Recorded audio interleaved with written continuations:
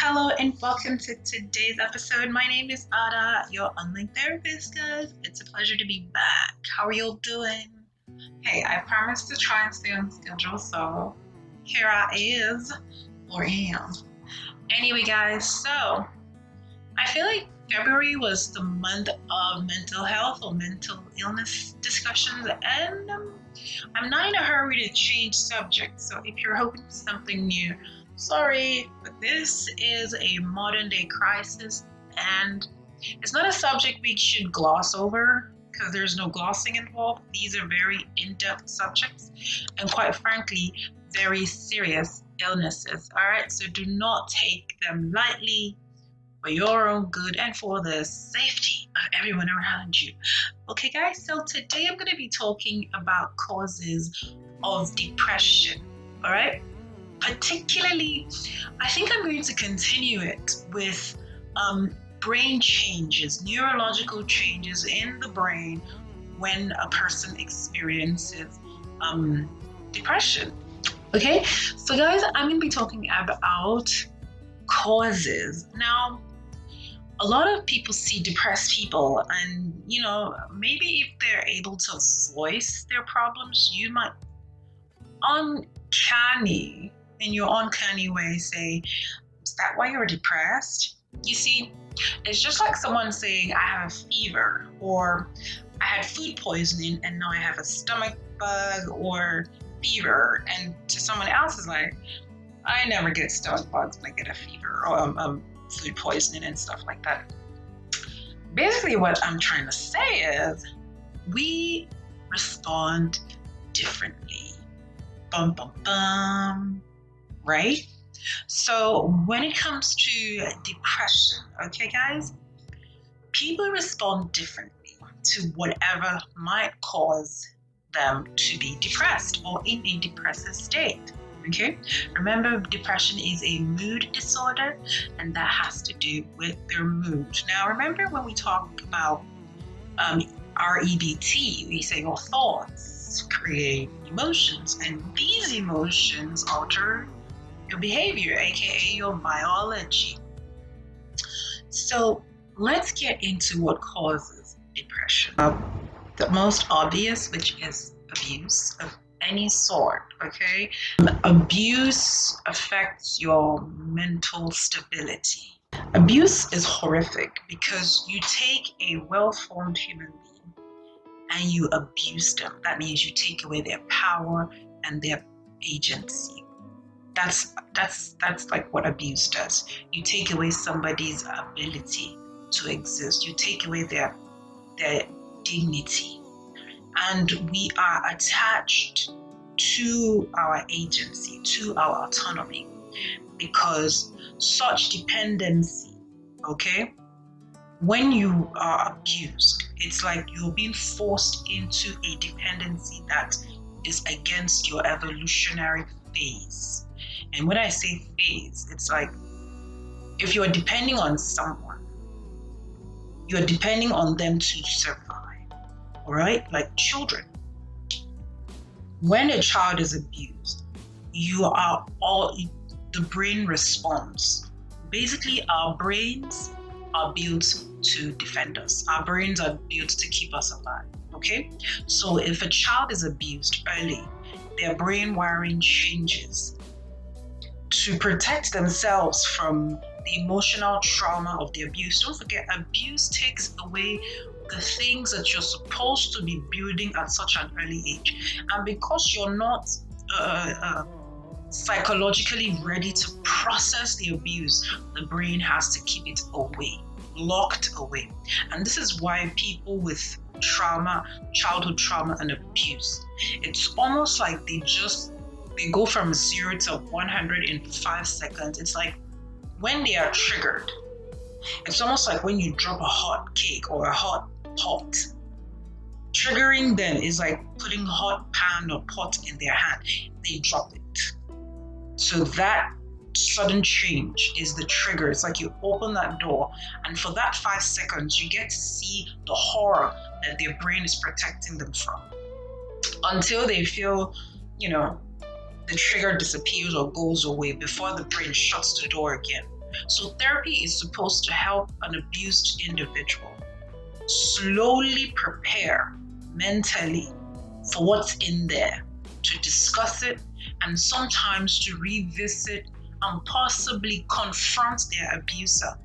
Because until what is in there is diffused, it's like a bomb. Until that bomb is diffused, it's like anyone who comes in there is going to see fireworks. The keg is still burning, you know. So when it comes to causes of depression, abuse. And why would abuse cause depression, anger and all that? Why depression? The fact that your brain replays your lack of power causes your mood. You see, we human beings, we are supposed to be autonomous. Okay? Serving one another, for Christians, as the Bible says, is supposed to be a voluntary choice. It's not by force. Even God said, I stand at the door and knock. You have to accept God. As a Christian, you have to accept Christ. It's a choice.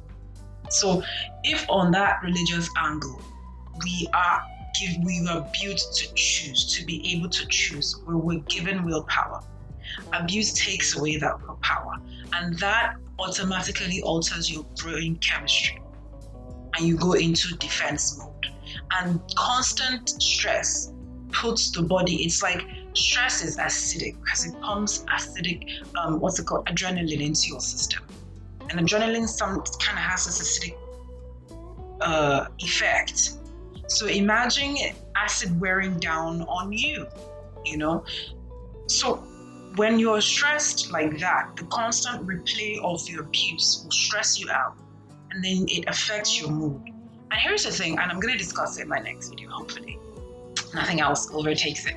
So the thing about brain changes, when your brain receives signals that we're not happy, we're upset, because your brain is built to survive, it cannot afford to shut down every function. So what it does is it draws energy to the center, keep the heart pumping, keep the liver, it's like draw energy and strength and oxygenated blood away from the extremities to the center. Now that is like a stress response. It's like a fire alarm going off in your entire system. And it's a gradual self-destruct or gradual shutdown. I would like to call it self-destruct. As a gradual shutdown is, it's like the thing is closing or hibernating or shutting down, and it can safely restart. But this self-destruction is like a countdown. It's not a 1 day countdown. It may not even be a 1 year, but it's definitely a countdown to self-destruct until, if that issue is not treated, that person could possibly implode. And when I mean implode, they could go psychopathic or become something of a nervous wreck in the society. So that's abuse when it comes to the causes of. The second thing is age. Okay, there's a reason why old people get old fast. Loneliness, lack of social support, lack of social connections, basically non-interaction. And we are social animals. So imagine what coronavirus has done to a lot of elderly people, seniors, So age is a potential cause, especially if the senior person or senior citizen or elderly person does not have family, grandchildren, neighbors, even the mailman to wave and say hello, check on them. That can lead to depression. Again, when we're isolated, the brain goes into survival mode. And quite frankly, survival mode is a short-term phase. You see, it's almost like the brain. Imagine if you draw all the water from your body into one space. All the other cells are suffering, so you need that event to pass quickly. All right, that's the problem when it comes to prolonged stress. And loneliness can create stress. At the end of the day, stress is when your body releases adrenaline, cortisol. Okay, stress, fight or flight, adrenaline. We need to do something about this dangerous situation. Unfortunately, in modern day, Dangerous situations are no longer limited to physical danger. It's now emotional danger, financial danger, economic danger. There's so many social media bullying. So we could call it electronic danger, you know, commerce danger. Your business is, you're about to lose your business or bankruptcy. So there's a lot of things that can create stress compared to our ancestors who only have to worry about lions, tigers, and bears. I'm not scared of lions and tigers and bears. Love that song, Jasmine Sullivan. So guys, age is another major cause of depression. So please look after your elderly family members. Call them, say hi to them, ask about them. All right. Another one is conflict. Now, conflict and abuse. See how closely related these environments can be. An abusive relationship or environment is usually toxic. Conflict infused environments toxic as well. Why? You're amped.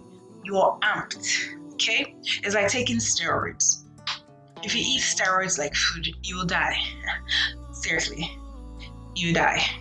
Okay, but when you take it as a short-term temporary solution, it does what it's supposed to do and it's out of your system. Remember, a lot of people don't know why. It's like when you take medications, you need to drink a lot of water because you need to flush that stuff out. Okay, and that's the thing about stress. You need to get the stress out of your system. Conflict creates stress, and stress changes the body chemical. You see, when you are sick, your immune system is fully activated and launching an attack on the enemy. Guess what? It's fighting the enemy within, so it cannot fight the enemy without. That means you need to sit your butt down and rest. That's why we are so slow and tired when we are suffering infection or some sort of health issue. The reality is, when your immune system is activated, your body can't do anything else because all the energy is concentrated on keeping this organism alive. All right, so when you activate your immune system, fight or flight constantly, it raises its tolerance level. So you go from reacting to code to waiting for something bigger to happen before you react. Because I think this is now our new normal. So let's raise the bar so that we can stop firing all the time. All right, guys? Another cause of depression is hormonal changes. And guess who goes through a lot of hormonal changes? Women. So when you see a woman who is in a period and you're like, oh, it's the PMS that's kicking her. It's like, yeah, because hormonal changes, it's crazy how hormones are so tightly connected to moods. All right. So women are so highly disposed to depression. There are people who, during their PMS, they are a complete mess. Like they don't want to talk to anyone. They don't want to go anywhere. In fact, if they can be a man in this period, they will substitute just to avoid the topsy-turvy of that phase. All right. The next one is death or loss. Now, death or loss leaves you with a sense of emptiness, missing a loved one. You've seen a lot of couples who die barely, short period apart from each other. The wife dies and then a month later the husband dies. Things like that. That's like the mind or the body not being able to recover from the weight of the reaction. It's like,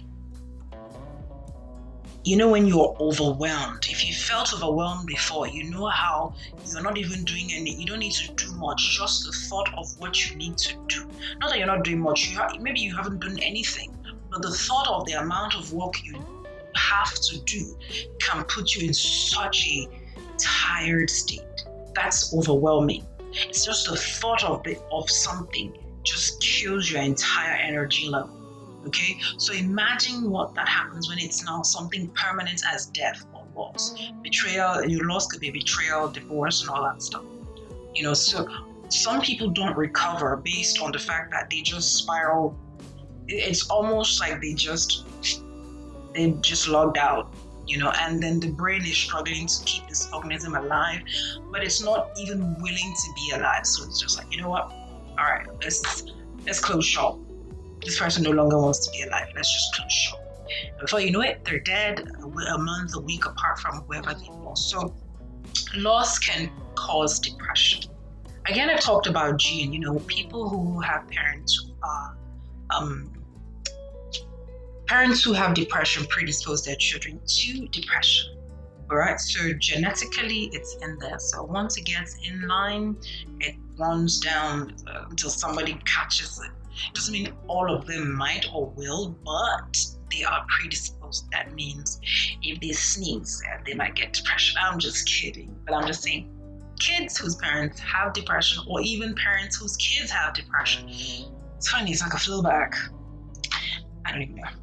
So yeah, we can be genetically disposed to depression. So genes are another cause of depression. Then we talk about medication. I come back to medication because some medications will tell you feel drowsy. I'm just talking about medications aside. I'm not saying all medication. But you see, the fact that a medication can alter your chemistry, body. Imagine how some medications can alter your chemistry up there. Now, earlier on, studies did not show, or studies were like, oh no, what's happening in the body is separated from the brain. But now that we know that whatever is happening in the body is transmitted to the brain thanks to our neurotransmitters. Okay, the bus transit in our body system. I think it's called our telegraph system, nervous system. All right, it transmits signals. Our neurotransmitters, they communicate and tell us, oh, that food is killing us. It tells the brain. The pain is not in the brain, but the brain is getting that signal that there's an inflammation in the foot or an inflammation in the arm, like when you get your vaccine shot. Anyway, so basically, medications that target a specific illness or disease, their functioning, your immune system response can also alter your brain chemistry and ultimately lead you to depression. And sometimes the disease itself, now I've talked about the medication, the disease, especially when it's a chronic disease. Now just the fact that people have, if you look at cancer patients, it takes a lot for them to have courage, because the constant chemotherapy, just that whole hospital effect, leukemia patients, lupus patients, like anyone who goes to the hospital for surgeries upon surgeries, for treatment upon treatment, just the fact that that's all their life can make them depressed. It's almost like life is moving on and they're just trying to survive. They're just trying to wake up. They're going through so many stressful medical issues just so that they can even wake up the next day, while the next person is just stretching and yawning from North Pole to South Pole. So that alone can leave a person depressed. Just the fact, if you look at people suffering sickle cell anemia or leukemia, oftentimes it's almost like, don't let it put you down. It's not that easy for them to not let their sickness put them down, because it's constantly in their vision, in their visor. It's like they breathe their sickness. They turn around, it's there. They can't twist, they can't turn, they can't jump, they can't even go out, they can't, it's like the thing restricts them. The sickness restricts their lifestyle. Okay, so that can make someone feel like, I've had it. This is terrible. This is horrible. I don't like this life. Okay, so chronic illnesses or diseases can cause depression. All right. Alright guys, so I'm well into the 20th minute, so I'd like to continue the causes, or I can list them down in the description below. Please be aware of what causes depression so that you can help whoever is feeling depressed to get better. Don't forget, depression is a mood disorder, and it's not as easy as just be happy. Now you know, now we know that there are some chemical reactions happening in the brain when depression is happening. So it's not just as easy as snap out of it, okay? It's not like when you have a headache, you can snap out of it. All right, people, let's be a bit more sensitive. All right, so guys, I will see you in my next video. Thank you so much for listening and watching. Don't forget to comment, like, and subscribe. All right, please look up to anyone with depression. Until then, bye-bye.